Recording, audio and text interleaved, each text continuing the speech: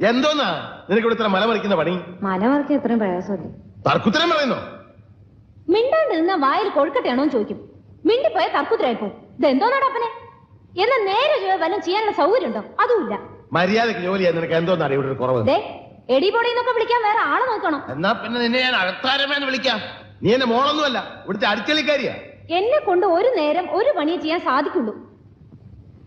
കിട്ടും നീ. അയാൾ ഇവിടുത്തെ പേക്കൂത്ത് സഹിക്കാൻ വയ്യാതെ പോയി. അവിടെ എനിക്കിപ്പോ ആരുടെ ഊണെന്താ റെഡിയാത്തതെന്ന്? രാവിലെ അരി അടുപ്പത്തിടാൻ തുടങ്ങിയപ്പോഴല്ലേ വെള്ളം ചൂടാക്കാൻ പറഞ്ഞത്? എനിക്ക് ചൂടാക്കിയില്ലല്ലോ, പച്ചവെള്ളത്തിലാണല്ലോ കുളിച്ചത്. വെള്ളം ചൂടാക്കാൻ തുടങ്ങിയപ്പോഴാണ് എണ്ണ കാച്ചാൻ പറഞ്ഞത്. അത് നടന്നോ? അപ്പോഴല്ലേ കടയിൽ പോയി സാധനങ്ങൾ വാങ്ങാൻ പറഞ്ഞേ? എന്നിട്ട് വാങ്ങിച്ചോ?